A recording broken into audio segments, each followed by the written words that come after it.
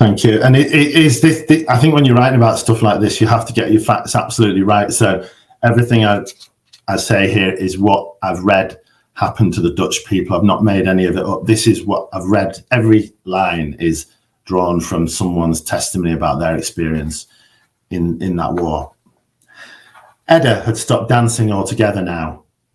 There was simply not enough food to enable her to do anything other than walk into Velp to collect their meagre rations from the butcher, the baker, and the greengrocer, then return home and lie in bed. Just like there were not enough candles for them to light the cellar for more than an hour in the evening, meaning she had stopped reading and stopped drawing too.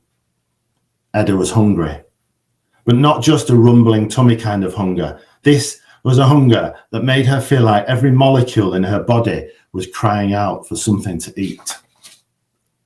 That winter, the Netherlands was starving. Most of the food and fuel, anything useful, had been taken by the Germans on heavily guarded trains.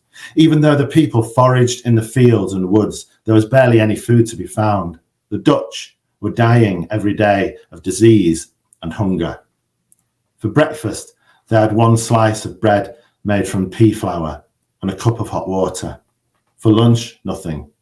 For dinner, a watery potato and nettle broth. That was it. After every meal, Edda still felt faint with hunger.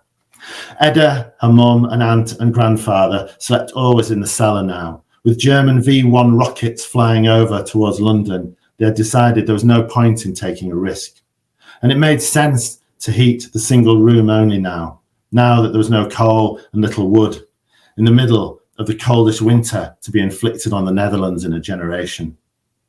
They used a bucket as a toilet, and it was Edda's job to empty it.